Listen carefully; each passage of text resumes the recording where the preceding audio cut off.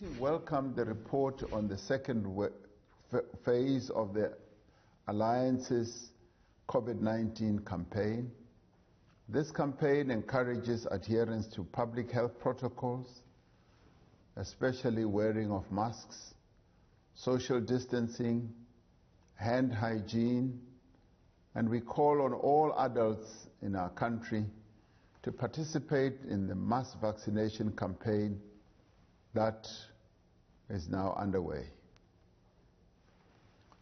We reaffirmed positions adopted at previous meetings and by the Alliance that South Africa needs to seek vaccines and treatment from all available sources, including our BRICS partner countries such as Russia and China, who have already developed a number of vaccines, and that this should be undertaken in conformity with our country's laws and regulations, and that the contracts for acquiring these vaccines should also be speeded up.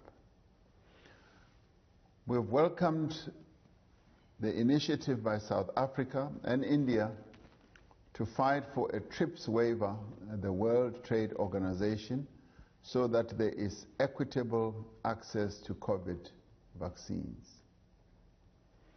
This proposal is now supported by the World Health Organization, the African Union, and more than 100 countries around the world, including the United States. We will continue engaging other countries that are still reluctant to offer their support to a vaccine patents waiver. We will also continue to promote a pan-African approach to fighting the pandemic, including access to the continent, to sufficient vaccines and capacity to produce its own medical equipment in the form of diagnostics, therapeutics, as well as vaccines. The NEC also pledged its support to two of our BRIC partner countries, India and Brazil, who are going through a heightened spate of infections, and supported our government in the efforts to support initially India as well as Brazil, which will be happening soon, as they battle this vaccine. With regard to accelerating transformation and building a capable state, the NEC spent a considerable amount of time discussing this matter.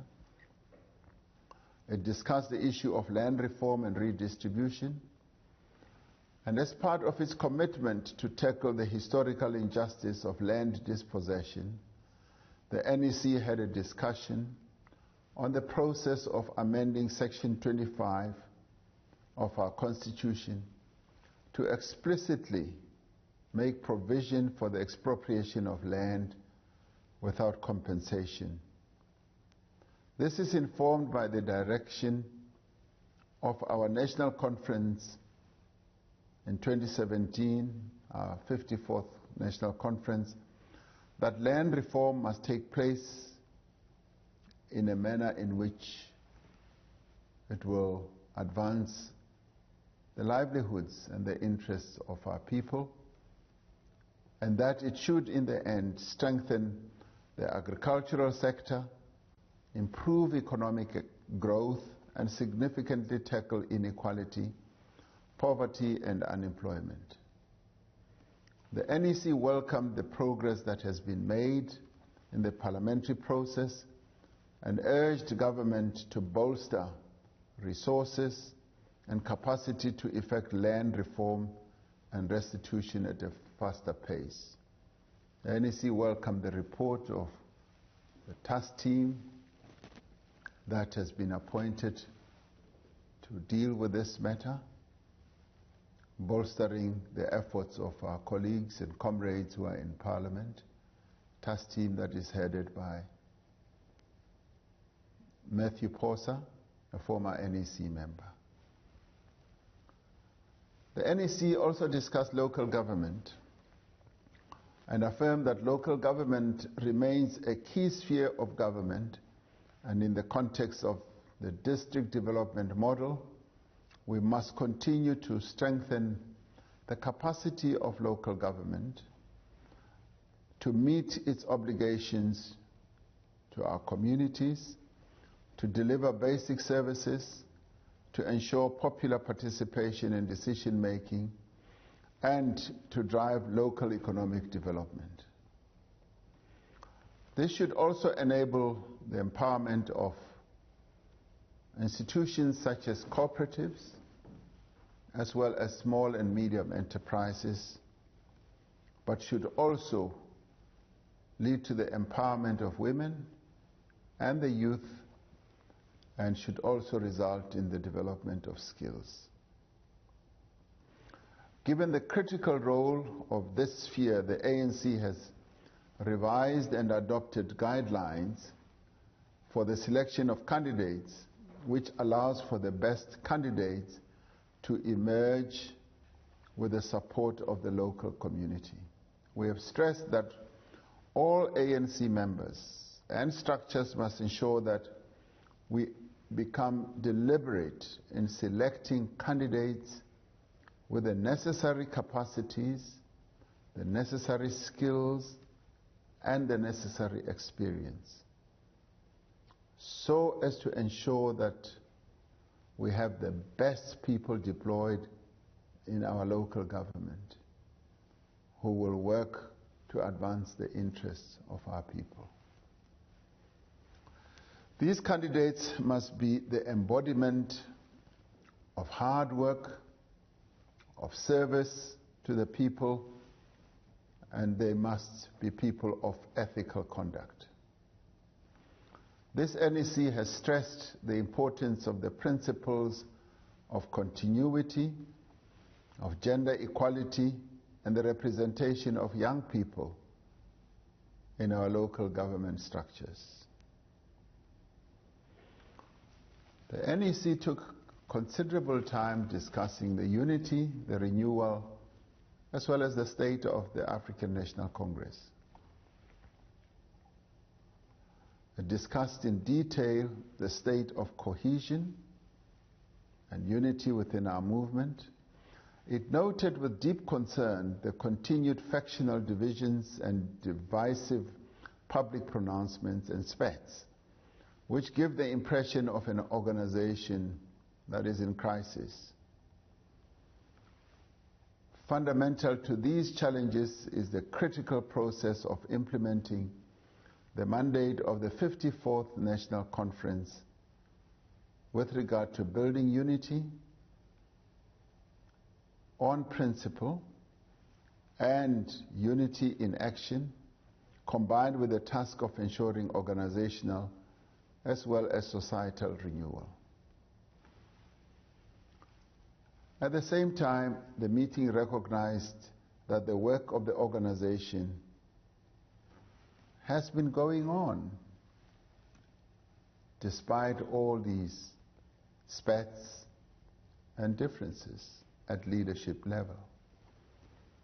And contrary to impressions created in some public discourse, the work of the organization is continuing,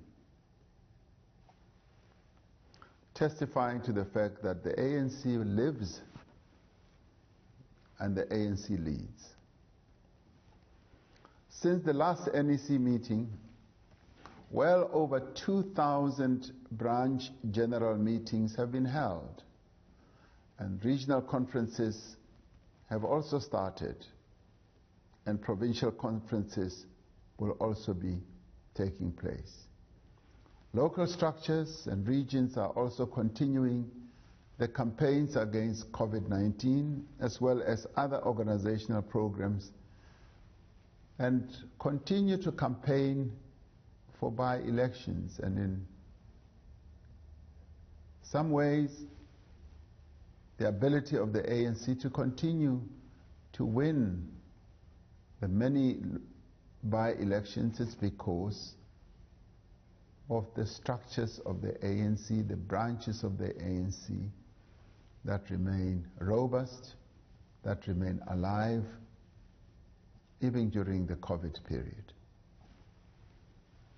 As this leadership, we have recommitted ourselves to the mandate of the 54th National Conference to restore the unity, the renewal, and integrity of the African National Congress, despite the very difficult and complex challenges of the current period. In the spirit of criticism and self-criticism, we reflected on the way we work as an organization, as leaders in the organization, and on our conduct as NEC members. We agreed to adhere to organizational protocols as well as practices including collective leadership, teamwork, the promotion of unity and renewal, and strict adherence to the ANC's communications protocol. We have agreed to hold a retreat as soon as conditions permit to address varying perspectives amongst leadership and develop a practical action plan to strengthen the process of unity and renewal. Members of the NEC have expressed concern about a concerted and a well-orchestrated as well as a well-resourced campaign to sow division and confusion in the ranks of the ANC, with the ultimate aim to destroy the movement as an instrument of progressive transformation and change. It noted that this campaign is actively aided by a few individuals from within the National Executive Committee itself, through leaks, deviant public pronouncements, protests and misinformation on social media, aimed at distorting the decisions of the National Executive Committee. The NEC agreed to take urgent steps to investigate the leaks from the NEC and any organized campaign to subvert the movement and take appropriate action. The NEC discussed the implementation of step-aside guidelines and procedures. During this meeting, we received a report from the National Working Committee on the implementation of the resolution that all ANC members indicted for corruption and other serious crimes should step aside or be temporarily suspended pending the finalization of their cases. The report indicated that, in line with the decisions of the NEC meeting of the 26th to the 29th of March 2021, a number of ANC members had stepped aside and others had been served with notices of suspension. And these include our Secretary General, Ace Magashule, and NEC member Bongani Bongo. This meeting had confirmed the terms and conditions for elected office bearers and public representatives who have stepped aside or temporarily been suspended. These include that during the step-aside period, such individuals may not: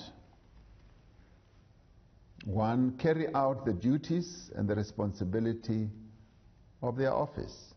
Secondly, they may not represent the organization publicly or in any other forum.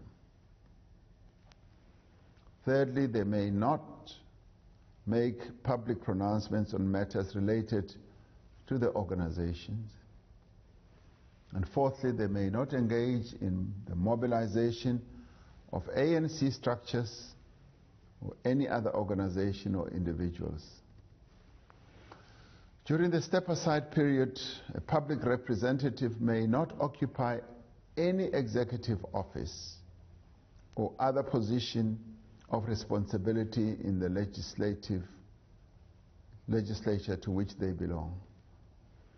During the step-aside period, they will be entitled to remuneration and other benefits as per labor relationship. The decision to step aside must be reviewed by the relevant structure of the organization every 6 months. The NEC confirmed that in the light of the temporary suspension of the Secretary General, Deputy Secretary General Jesse Duarte will, in accordance with the ANC's constitution, carry out the functions entrusted to the Secretary General by the National Conference, the National General Council, the NEC, and the NWC. Members have condemned the unwarranted attacks on the Deputy Secretary General, as well as on ANC staff members at Luthuli House who have been subjected to attacks and insults for carrying out the decisions of the NEC, the NWC, and the officials. These attacks have taken the form of threats, of insults, unfounded allegations, and misinformation. We've also noted with great concern death threats made against an ANC NEC coordinator, Comrade Andries Nel, and agreed that this should be reported to the relevant authorities. The NEC reaffirms its full confidence in our Deputy Secretary General Jesse Duarte and supports her in carrying out her duties as per the ANC Constitution. The NEC also discussed the so-called letter of suspension written by the Secretary General to the President, for which the Secretary General had no authority or mandate from any structure of the movement. The NEC agreed that such conduct was completely unacceptable and a flagrant violation of the rules, the norms, and the values of the African National Congress. The NEC furthermore instructed the officials to advise the Secretary General to apologize publicly to ANC structures and members within a set time frame. If he fails to do so, the ANC will institute disciplinary procedures in accordance with the ANC Constitution. The NEC also took time to discuss the Commission of Inquiry into State Capture. The meeting also discussed the ANC's submission to the Commission. The ANC reaffirms its support for the work of the Commission and its role in determining the nature and the extent of state capture and of holding those responsible to account. While the ANC has come under great scrutiny at the Commission on State Capture, we believe that this is a necessary part of the national effort to end state capture in all its forms and ensure that it can never happen again. On the matter of our branch general meetings and regional meetings, as well as regional and provincial conferences, the NEC said we must appreciate the work by ANC structures to convene branch biennial general meetings, or BBGMs as we call them, where new branch leadership is elected. Over 2,000 of these meetings have been held and the process is ongoing. This is the first time that the majority of BBGMs are held on the basis of the new membership system. While there have been some technical glitches, as often happens with new systems, the system has helped to protect the integrity of the movement's key organizational processes. The NEC also discussed local government elections campaign. We should welcome the tireless work being done by our local government election teams at all levels on the by-elections, our volunteers, our various organizers and team members with regard to the preparation for the forthcoming election campaign. While we must welcome the advances in some by-elections where the ANC won wards from the opposition, we must also recognize that there were areas where the ANC lost ground. We know that citizens and communities expect decisive action to renew the organization as well as to critically address the service delivery challenges afflicting our communities. The ANC will continue to correct these weaknesses and take measures to prevent the current failures from carrying over into the future. This relates both to policy content, implementation mechanisms, and the selection of appropriate community leaders and activists as candidates on the ANC's list. We also discussed the National General Council, the NGC. The NEC noted the countrywide discussions that are taking place on the NGC discussion documents and urged that these be consolidated at branch levels so that the contributions can be processed for submission to national structures. The NEC mandated the Secretary General's office to prepare a comprehensive report to the NEC with proposals regarding the nature, the form, and the timing of the NGC.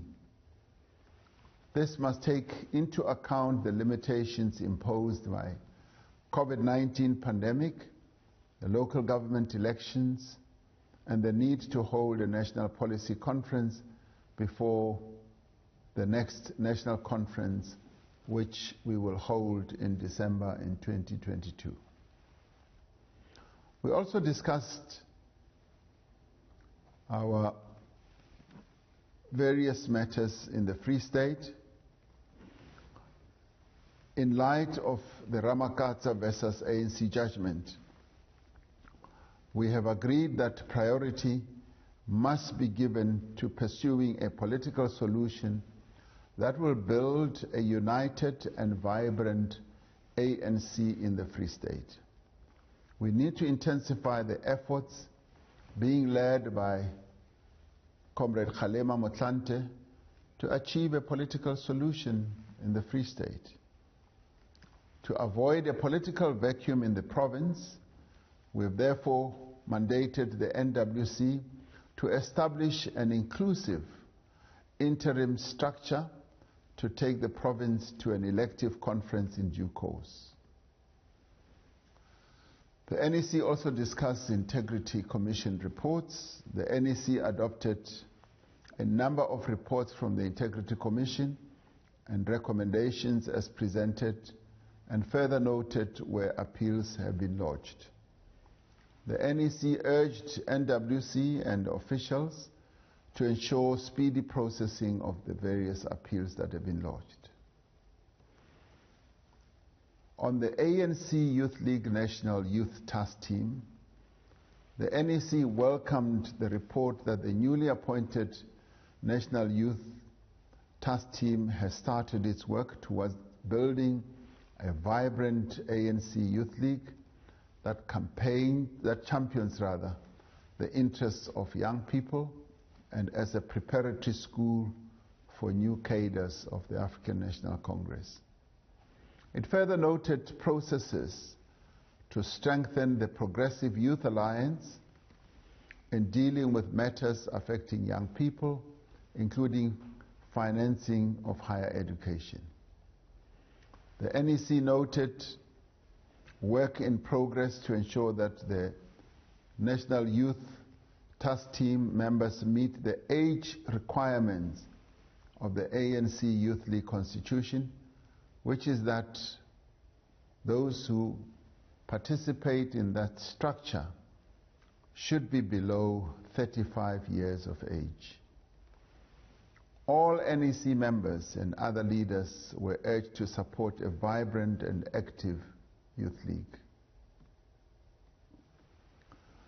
With regard to a task team on the violence that raged in Mpumalanga, the NEC noted and adopted a report of the National Dispute Resolution Committee led by the Deputy Secretary General into the violence at BBGMs that broke out in the Entlazeni region in Mpumalanga, as well as in the Nkomazi sub-region wards 4 and 32.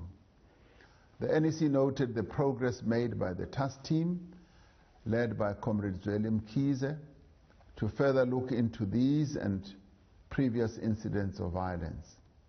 It authorized the NEC deployees to the province to refer matters of serious misconduct to the National Disciplinary Committee and to ensure cooperation with law enforcement agencies with regard and respect to criminal matters. The NEC agreed that, except for the Nkomazi sub-region, branches should resume BBGMs and BGMs in May 2021 so as to do away with parallel structures and branches. On the Northwest, the NEC expressed concern regarding the ongoing instability in the Northwest and the impact that this is having on our organization with regard to its governance as well as service delivery.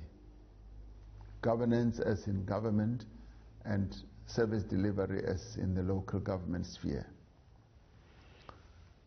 It reiterated the decision of the NEC meeting of the 26th to the 29th of March 2021 that the Interim Provincial Committee must continue to discharge the mandate given to it by the NEC in accordance with the powers that it has in terms of the ANC Constitution. We also took time to discuss the unity of MK veterans.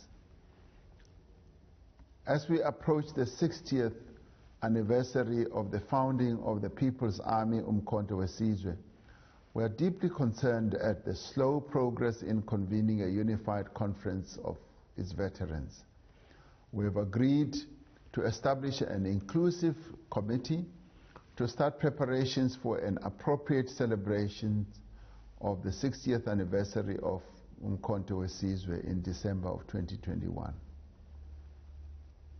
We support the Deputy President and the Deputy Secretary General in the processes they lead to unite former MK combatants and call on the MK Military Veterans Association and MK Council to cooperate.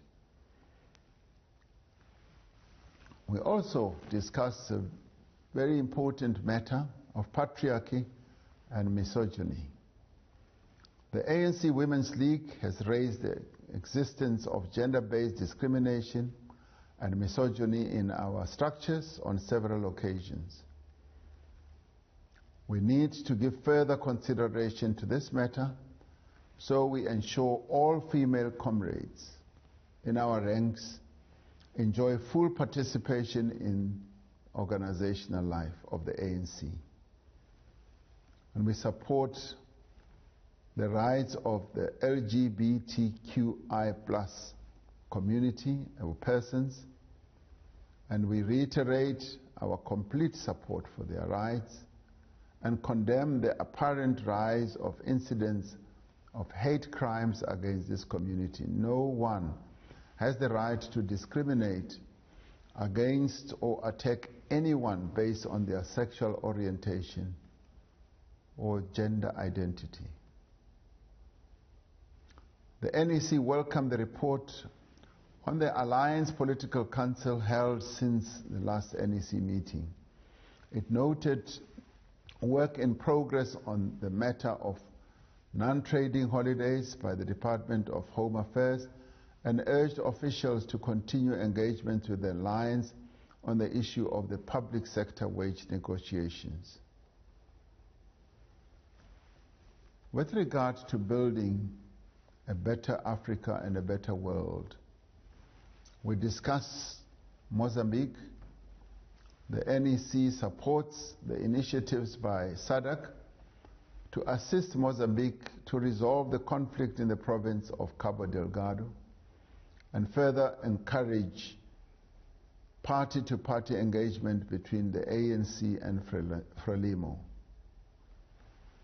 We also took time to discuss matters in the northern part, in the northern hemisphere, particularly in Ireland. Discussed the relationship between Sinn Féin and the ANC and welcomed the process to strengthen the bonds between the ANC and Sinn Féin and further pledge to deepen communication, the sharing and exchanging of expertise on various matters. We also discussed Cuba. NEC resolutely reiterates its solidarity with Cuba and reaffirms its demand for an immediate end to the blockade and the wanton aggression against Cuba. The NEC calls for further strengthening of bilateral relations between our two countries, that is Cuba and South Africa. On Palestine, the NEC reaffirms our support for the people of Palestine in their struggle for freedom and self-determination. And we repeat our condemnation in the strongest possible terms of the unlawful evictions of Palestinians from their homes in Sheikh al-Jarrah and the brutal attacks on Palestinian protesters at Al-Aqsa Mosque and the Dome of the Rock. We reiterate that the expansion of settlements by Israel has already been condemned by the United Nations and urge the international community to stop Israel from expanding its illegal occupation of Palestinian lands and property. The NEC reaffirms its commitment to strengthen and intensify South Africa's support for the Sahrawi people in their quest for self-determination. We call on the progressive movement within the continent and the international community to accelerate the efforts in this regard. It is apparent from all the reports we received in this meeting that the work of the African National Congress is proceeding despite our internal and external challenges. We need to be more proactive in communicating these aspects of ANC life to counteract this false impression of an ANC that is said to be on the verge of collapse.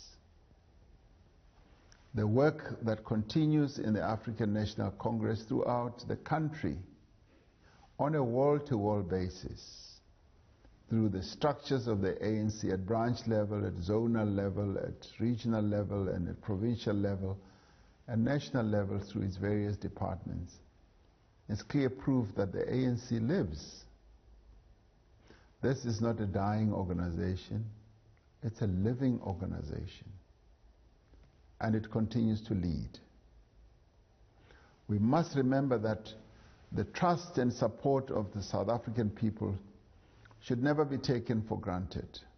For as long as we are divided as a leadership, For as long as we fail to act against corruption, and unless we put the needs of our people first, we will struggle to restore the credibility of the ANC.